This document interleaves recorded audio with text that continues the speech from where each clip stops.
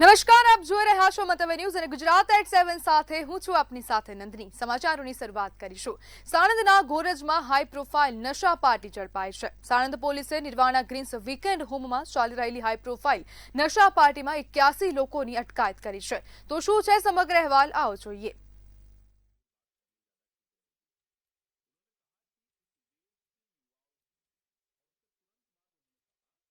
અમદાવાદના સાણંદમાં ગોરજ ગામમાં high profile નશા પાર્ટી ઝડપાઈ છે। બાતમીના આધારે સાણંદ ટાઉન પોલીસ દ્વારા નશા પાર્ટી પર રેડ કરવામાં આવી હતી।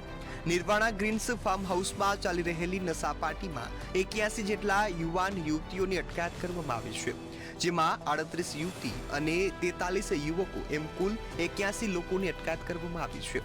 રેડ દરમિયાન 2 કરોડ 30 લાખથી વધુનો મુદ્દામાલ પણ જપ્ત કરવામાં આવ્યો છે। સાણંદ પોલીસ દ્વારા ગઈ રાત્રિ એક ગોરજ ગામમાં એક રેડ કરવામાં આવી છે। ગોરજ ગામમાં એક નિર્વાણા ગ્રીન કરીને એક ફાર્મ હાઉસની સ્કીમ છે।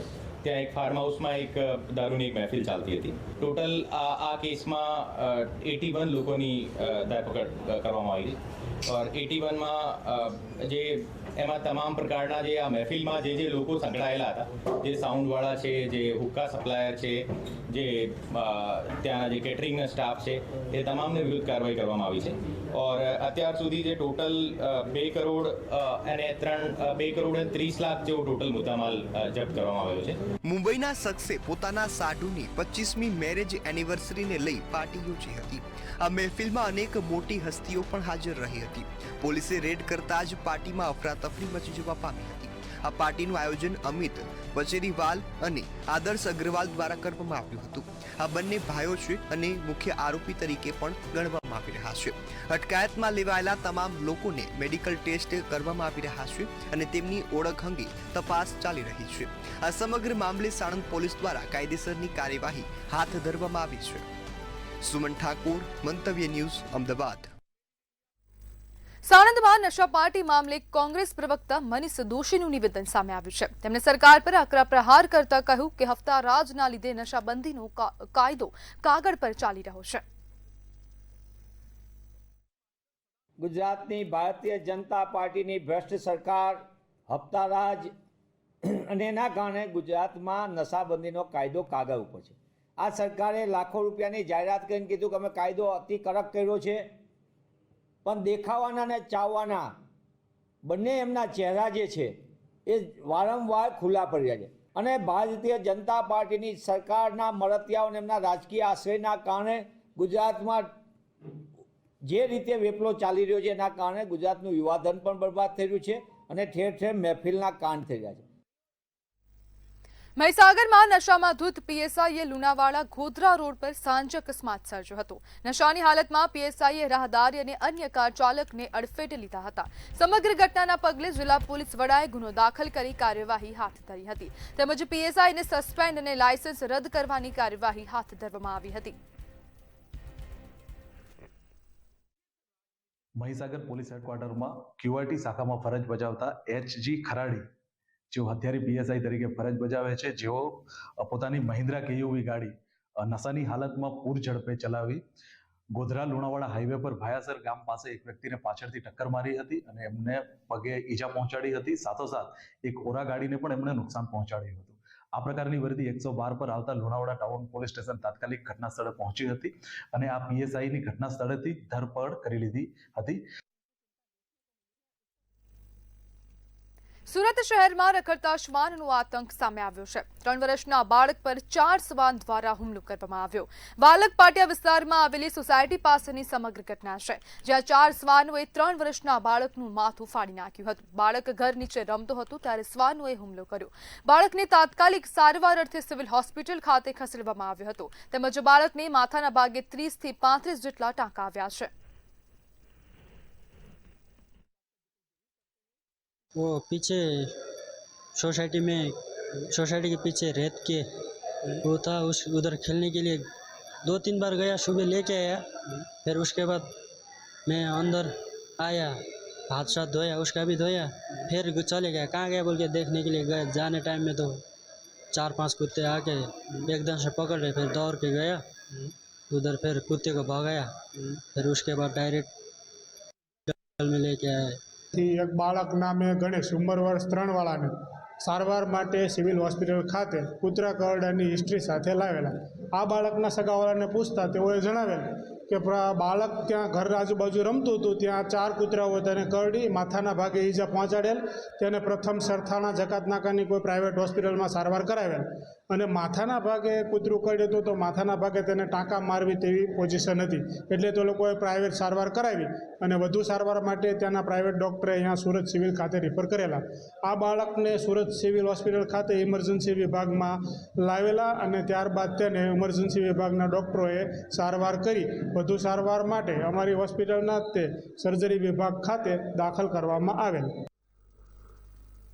કેન્દ્રીય બજેટ અંગે ભૂપેન્દ્ર પટેલે વિસ્તૃત માહિતી આપી હતી. પ્રધાનમંત્રી નરેન્દ્ર મોદીના નેતૃત્વમાં નાણામંત્રીએ 9મી વખત બજેટ રજૂ કર્યું હતું. સમગ્ર બજેટ રિફોર્મ, પરફોર્મ અને ટ્રાન્સફોર્મના આધારે બનાવવામાં આવ્યું છે. આ વર્ષના બજેટમાં એમએસએમઈ માટે 10,000 કરોડની યોજનાઓ બનાવવામાં આવી છે, જેથી ગુજરાત હવે સેમિકન્ડક્ટરનું હબ બનશે. ધોલેરા અને સાણંદની ઇકોસિસ્ટમ મજબૂત બનશે. તેમજ આ બજેટથી રાજ્યના વ્યાપાર, ઉદ્યોગ તેમજ લોજિસ્ટિક સેવાઓ ઝડપી બનશે. રોકાણકારો દ્વારા ગિફ્ટ સિટીમાં રોકાણ કરાતા વિરાટ કંપનીઓ ગુજરાતમાં આવશે. આઇકોનિક ટુરિઝમ પ્લેસ માટે 10,000 ગાઈડ ઉપલબ્ધ કરાવવામાં આવશે. ગ્રામીણ અને કૃષિ ક્ષેત્રને મજબૂત કરવાની દિશામાં બજેટમાં વિશેષ જોગવાઈ કરવામાં આવી છે. સાથે કૃષિમાં એઆઈ ટેકનોલોજીના ઉપયોગથી કિસાનો વધુ સમૃદ્ધ બનશે. પરિણામે ગુજરાત બજેટમાં વિકસિત ભારત માટે લીડ લેશે.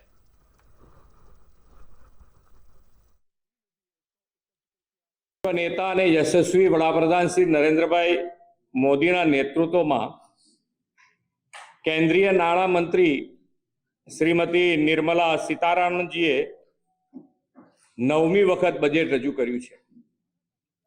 ભારત આજે જ્યારે ત્રીજી આર્થિક મહાસત્તા બનવા તરફ ગતિ કરી રહ્યું છે, ત્યારે આ બજેટ વિકસિત અને આત્મનિર્ભર ભારતના લક્ષ્યને સિદ્ધ કરવા તરફ. ગુજરાત વિધાનસભાના બજેટ સત્રની તૈયારીઓ પૂર્ણ કરવામાં આવી છે અને સત્ર માટેનું કામચલાઉ ટાઈમ ટેબલ જાહેર કરવામાં આવ્યું છે. સત્રની શરૂઆત રાજ્યપાલના સંબોધનથી થશે. ત્યારબાદ મુખ્યમંત્રી ભૂપેન્દ્ર પટેલ અવસાન પામેલા પૂર્વ સભ્યોને લઈ શોક દર્શક ઉલ્લેખ અને પ્રસ્તાવ રજૂ કરશે.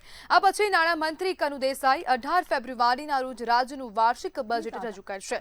રાજ્યપાલના સંબોધન પર ચર્ચા, વિવિધ વિભાગોની માંગણીઓ પર ચર્ચા તેમજ રજાઓ અને બેઠકોને લઈને વિસ્તૃત સભાની તારીખો પણ જાહેર કરવામાં આવી છે.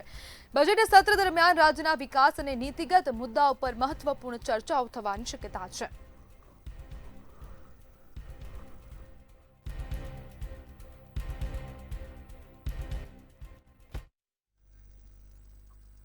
અમદાવાદમાં આસારામના સામ્રાજ્ય પર સૌથી મોટો પ્રહાર કરાયો છે. મોટેરામાં 500 કરોડની કિંમતી જમીન પર બનાયેલા આશ્રમ પર હવે બુલડોઝર ફરી વળશે. ગુજરાત હાઈકોર્ટે 45,000 ચોરસ મીટર જમીનનો કબજો પાછો લેવા માટે સરકારને મંજૂરી આપી દીધી છે. ઓલિમ્પિક અને કોમનવેલ્થ ગેમની તૈયારીઓ વચ્ચે નરેન્દ્ર મોદી સ્ટેડિયમ પાસે આવેલી આ મહામૂલી જમીન હવે સ્પોર્ટ્સ કોમ્પ્લેક્સના વિકાસમાં વપરાશે. રેપિસ્ટ આસારામનું વર્ષો જૂનું સરનામું હવે કાયમ માટે વિખાઈ જશે.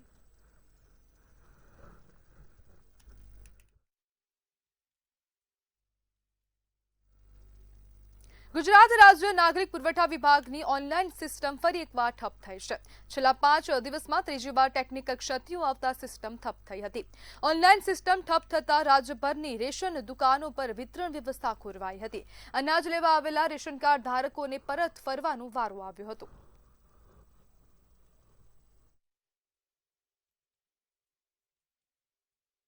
આજે કોમ્પ્યુટર એમને બંધ પડે છે 5 દાડાથી. હું રોજ ધક્કા ખાઉં છું, મને અનાજ મળતું નથી. અનાજ મફત મળે છે, સરકાર આપે છે, પણ આ ધક્કા ખાવાથી અમે પરેશાન થઈ જઈએ છીએ. એટલે તમે એનું જેમ કરે વધુ નિવારણ કરો. અને હું રિક્ષા લઈને જ ફરું છું, રિક્ષા, ઓટો રિક્ષા. હું ગમે ત્યારે બી આવું છું ત્યારે મને કોમ્પ્યુટર જ મારે કરવાનું શું ભાઈ? રિક્ષા બંધ કરીને મારે અનાજ પાણીનો ધંધો કરવો પડે, રોજ ધક્કા ખાવાના. એટલે તમે મહેરબાની કરીને કોમ્પ્યુટર ચાલુ કરાવો, તમારા જેવા ગરીબ માણસને શાંતિથી અનાજ મળી જાય. કંટ્રોલની દુકાનમાં અનાજ લેવા આવ્યો છે, કોમ્પ્યુટર સિસ્ટમ 2 દિવસથી બંધ છે, તો મારે કેટલા ધક્કા ખાવા?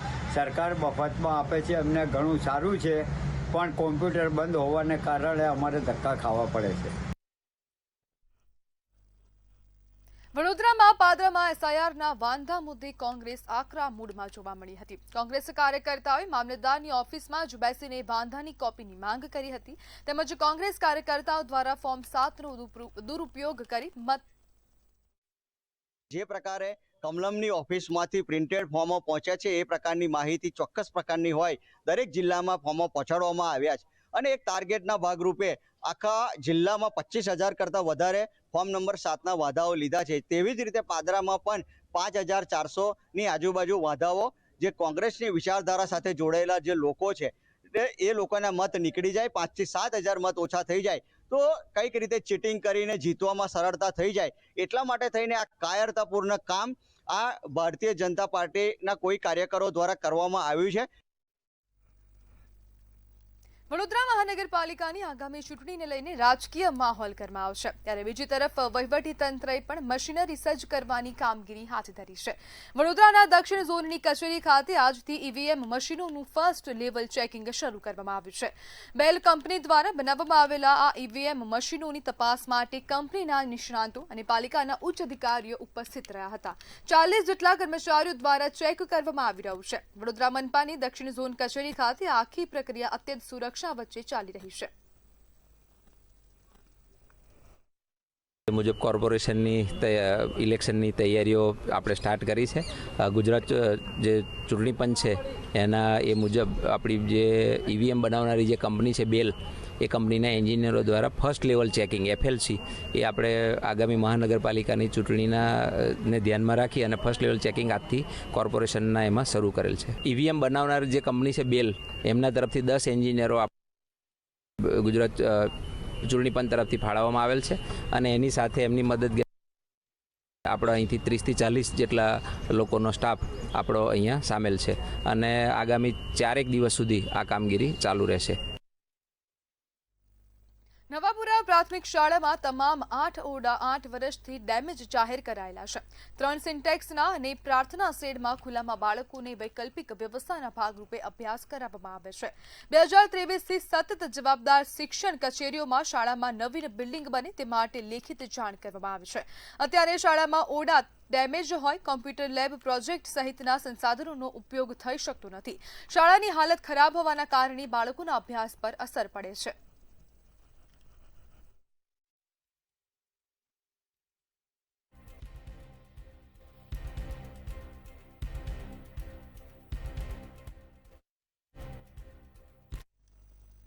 સરહદી પંથકમાં કેનાલોની સમસ્યા માથાના દુખાવા સમાન બની છે.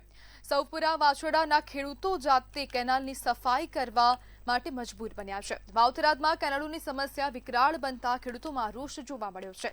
સૌપુરા વાછોડા કેનાલમાં પિયતનું પાણી ન મળતા ખેતી જોખમમાં મુકાઈ ગઈ છે. ત્યારે નર્મદા નિગમના અધિકારીઓના પાપે જગતનું તાત પરેશાન છે. આ અંગે રજૂઆતો છતાં કોઈ કામગીરી કરવામાં આવી નથી.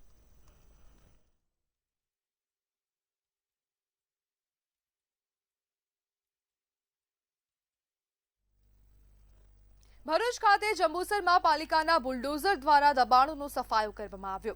રમઝાન માસને લઈ વેપારીઓ દ્વારા ખાસ અપીલ કરવામાં આવી હતી. જંબુસરમાં ટ્રાફિકની સમસ્યા હલ કરવા દબાણ હટાવો ઝુંબેશ કાર્યવાહી હાથ ધરાઈ હતી. નગરપાલિકા દ્વારા દબાણ હટાવો ઝુંબેશ સતત 8મા દિવસે જારી રાખવામાં આવી છે. એસટી ડેપોથી નગીના મસ્જિદ સુધીના માર્ગ પર તંત્ર દ્વારા કામગીરી હાથ ધરાઈ હતી. નગરપાલિકાના ચીફ ઓફિસર, દબાણ શાખાની ટીમ સહિતનો કાફલો સ્થળ પર પહોંચ્યો હતો.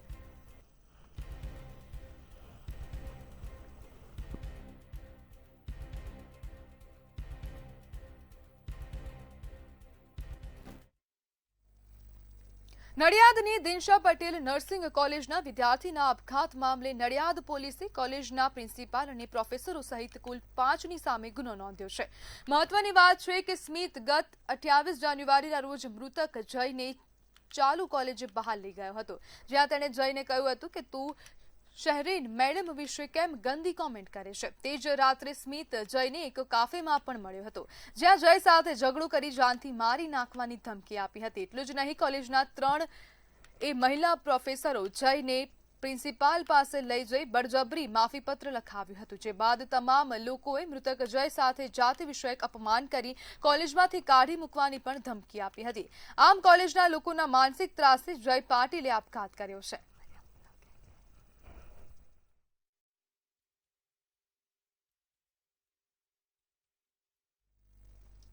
બોટાદ જિલ્લામાં 12 વર્ષીય સગીર પર દુષ્કર્મનો મામલો સામે આવ્યો હતો. ગત તારીખ 2 ફેબ્રુઆરીના રોજ ગ્રામ્યમાં સગીરા સાથે દુષ્કર્મની ઘટના બની હતી. ત્યારે આ ઘટના બાદ સગીરાના પરિવારે પાળિયાદ પોલીસ મથકમાં ફરિયાદ નોંધાવી હતી. ફરિયાદના આધારે પોલીસે ગણતરીની કલાકમાં જ આરોપીની ધરપકડ કરી હતી અને આરોપી જયરામ ભાલાળાને ઘટના સ્થળે લઈ જઈ રિકન્સ્ટ્રક્શન કરવામાં આવ્યું હતું.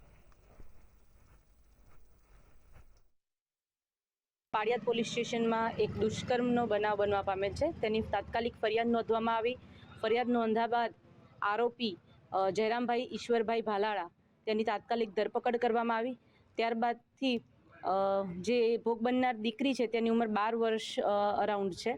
એટલે ત્યારબાદથી આ આરોપીને સાથે રાખીને પંચોને સાથે રાખીને આજરોજ તેનું રિકન્સ્ટ્રક્શન પંચનામું કરવામાં આવેલ છે.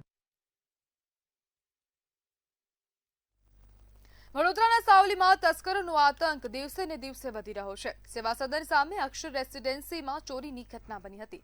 તસ્કરોએ બંધ મકાનને નિશાન બનાવી ચોરીને અંજામ આપ્યો હતો. સમગ્ર મામલે ઘર માલિકે પોલીસ ફરિયાદ નોંધાવી છે. ફરિયાદના આધારે પોલીસે તજવીજ હાથ ધરી છે. સીસીટીવીના આધારે તસ્કરોને ઝડપી પાડવા માટે તપાસ હાથ ધરાઈ.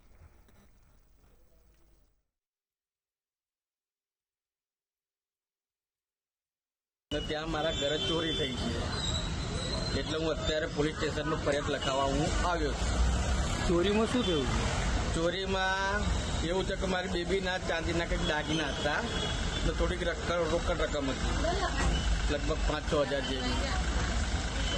એને બીજું શું છે, તિજોરી નુકસાન કર્યું છે, લોક તોડ્યા છે તિજોરીના, ઇન્ટરલોક પાછું ઘરનું તોડ્યું છે, ઉપરના બધા દરવાજા ખોલેલા છે, એ બધું છે. અમદાવાદના રખિયાલમાં ધોળા દિવસે કાયદો વ્યવસ્થાના ધજાગરા ઉડ્યા છે. અજીત મિલ 4 રસ્તા પાસે એક યુવાન પર ઘાતક હથિયારો વડે જીવલેણ હુમલો કરવામાં આવતા સમગ્ર વિસ્તારમાં ચકચાર વ્યાપી ગઈ છે. યુવાનને ગંભીર ઈજાઓ પહોંચતા તાત્કાલિક હોસ્પિટલ ખસેડવામાં આવ્યો છે. હત્યા અંગત અદાવત કે અન્ય કોઈ કારણથી થઈ તે દિશામાં તપાસ ચાલી રહી છે. રખિયાલ પોલીસે ગુનેગારોને પકડવા તપાસના ચક્રો ગતિમાન કર્યા.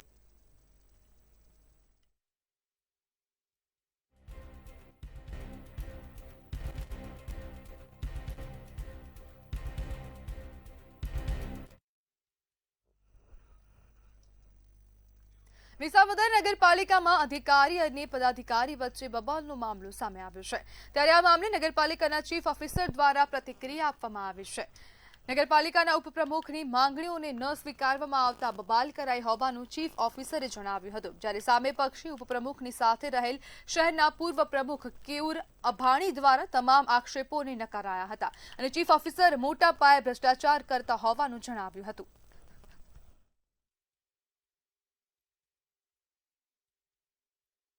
ચીફ ઓફિસરની ચેમ્બરમાં વિશાલભાઈ બેઠા એમને બહાર બોલાવી અને રમેશભાઈ કીધું કે ભાઈ વિશાલભાઈ, આ રોડ મંજૂર થઈ ગયો છે, કોન્ટ્રાક્ટર કામ કરવા આવી ગયા છે અને તમે અત્યારે ભૂગર્ભ ગટર કરાવો છો અને 40-50 હજારનો ખર્ચ થાય છે, તમે આવું શા કારણે કરો છો? તો કે ભાઈ મને ચીફ ઓફિસરે કીધું ખર્ચ કરાવી નાખો. એટલે રમેશભાઈ આ રજૂઆત ચીફ ઓફિસર પાસે ગયા. એટલે ચીફ ઓફિસરના ભ્રષ્ટાચારના હિસાબે એના પેટમાં તેલ રેડાનું. એટલે રમેશભાઈ અભદ્ર ભાષામાં માંડ્યા વર્તન કરવા, ગેટ આઉટ મારી ચેમ્બરમાં કોઈ એના આસન તેસન માંડ્યા, બધી વાતો કરવા. હું તો બાજુમાં બેઠો મેં શાંત પાડવાનો પ્રયત્ન કર્યા. પત્રકારની ભૂમિકામાં હતો, જાહેર જીવનમાં છીએ, તમે શાંતિ રાખો, તમે ઉગ્ર થાવમાં. તો જેમ કહું છું તો મારી સામે કટર જેવું હથિયાર જેમાં બંને તરફ ધાર હતી, આકાવાળી ધાર વાળું, મારી પર હુમલાનો એને પ્રયાસ કર્યો છે. હવે એકને એક કામ ડબલ પેમેન્ટ મારાથી ના થઈ શકે એટલે એ વાત એમને ના આવી, એટલે એ વધારે સ્ટેરાટમાં આવી ગયા અને જેમ આવે બોલવા માંડ્યા અને ગાળાગાળી કરવા માંડ્યા. એટલે મેં એમને બહુ પ્રયત્ન કર્યા કે ભાઈ તમે શાંત થઈ જાઓ, આ સરકારી કચેરી છે, આ રીતે નહીં કરો. પણ જયારે એક લિમિટથી ક્રોસ થઈ ગયા એ લોકો અને મારી પર એકદમ હુમલો કરવાનો પ્રયત્ન કર્યો. એટલે અહીંયા અમે ટેન્ડર ખોલતા હતા, એટલે એનું જે પેપર કટર હતું એ મેં મારી સેફટી માટે મારા હાથમાં રાખ્યું હતું. બાકી મેં કોઈ એવો મારો ઈરાદો નતો, કારણ કે મારી એની ઉંમરમાં ફર્ક નો એનો વડીલ તરીકે હો, પણ એ મર્યાદા ચૂકી ગયા હતા. મેં મારી મર્યાદા નથી ચૂકી, પણ એમની માગણી ગેરવ્યાજબી હોય હું પૂરી કરી શકતો નથી. ગુજરાત માધ્યમિક અને ઉચ્ચતર માધ્યમિક શિક્ષણ બોર્ડ દ્વારા લેવાતી ધોરણ 12 વિજ્ઞાન પ્રવાહની પ્રેક્ટિકલ પરીક્ષાનો આજથી રાજ્યભરમાં પ્રારંભ થયો છે. આ પરીક્ષાઓ 5 ફેબ્રુઆરીથી શરૂ થઈને 13 ફેબ્રુઆરી સુધી ચાલશે, જેમાં રાજ્યભરના અંદાજે 1 લાખથી વધુ વિદ્યાર્થીઓ પોતાની ક્ષમતા પુરવાર કરશે. ત્યારે અમદાવાદ શહેરમાં કુલ 25 જેટલા બિલ્ડિંગોમાં પરીક્ષાનું આયોજન કરાયું છે. શહેરમાં ફિઝિક્સ અને કેમેસ્ટ્રી વિષયમાં 7,720 વિદ્યાર્થીઓ અને બાયોલોજીમાં 4,500થી વધુ વિદ્યાર્થીઓ પરીક્ષા આપી રહ્યા છે. પરીક્ષાના પ્રથમ દિવસે અમદાવાદની એજી હાયર સેકન્ડરી સ્કૂલ ખાતે જિલ્લા શિક્ષણ અધિકારીએ ખાસ મુલાકાત લીધી અને વ્યવસ્થાઓનું નિરીક્ષણ કર્યું હતું.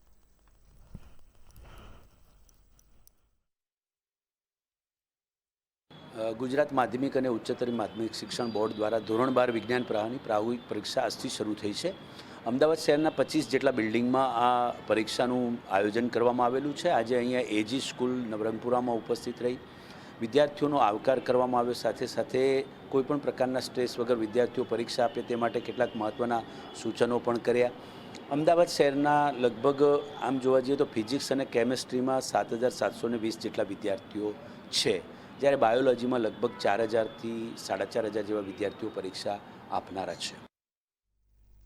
સમાચારમાં આગળ વાત કરીએ તો બનાસકાંઠાથી સમાચાર સામે આવી રહ્યા છે. થરા પોલીસ દ્વારા કાર્યવાહી કરાઈ છે તો આરોપીઓ પર કાર્યવાહી કરવામાં આવી છે. થરા પોલીસ દ્વારા કાર્યવાહી હાથ ધરવામાં આવી. બનાસકાંઠાના થરા ખાતેથી આ સમાચાર. થરા પોલીસની આરોપીઓની સામે કાર્યવાહી કરવામાં આવી છે, જેમાં 14 જેટલા ગંભીર ગુનાના આરોપીઓ પર કાર્યવાહી કરાઈ છે, જેમાં કુખ્યાત આરોપી અશ્વિન ઠાકોર પર કાર્યવાહી કરાઈ છે. તો આરોપી પર હવે કાર્યવાહી કરવામાં આવી. થરા પોલીસ દ્વારા કાર્યવાહી કરાઈ છે. ગેરકાયદેસર વીજ જોડાણને દૂર કરવામાં આવ્યા છે. જે ગેરકાયદેસર વીજ જોડાણ કરવામાં આવ્યું હતું તો પોલીસ દ્વારા તેને દૂર કરાયા છે. 14 જેટલા ગંભીર ગુનાના આરોપીની સામે કાર્યવાહી હાથ ધરવામાં આવી છે. તો બનાસકાંઠાના થરા પોલીસ દ્વારા કાર્યવાહી કરાઈ છે. આરોપીની સામે કાર્યવાહી કરવામાં આવી. 14 જેટલા ગંભીર ગુનાના આરોપી પર કાર્યવાહી હાથ ધરવામાં આવી છે. જે ગેરકાયદેસર રીતે વીજ કનેક્શન કરવામાં આવ્યા હતા તેને કાપવાની કાર્યવાહી હાથ ધરાઈ.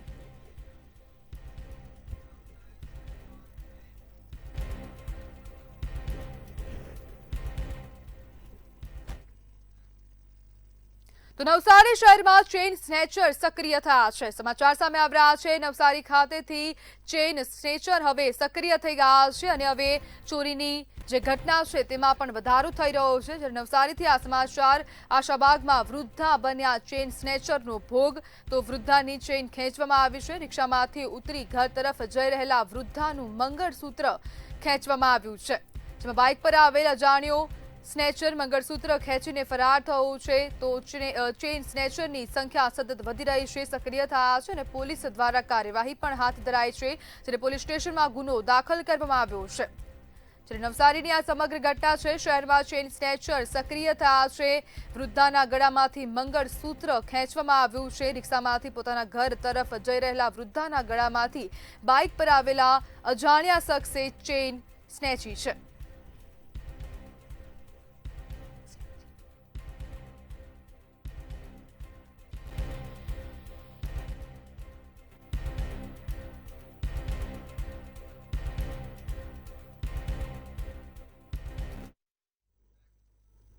તો ગુજરાત@7 માં હાલ બસ આટલું જ. વધુ માહિતી માટે જોતા રહો મંતવ્ય ન્યૂઝ. નમસ્કાર.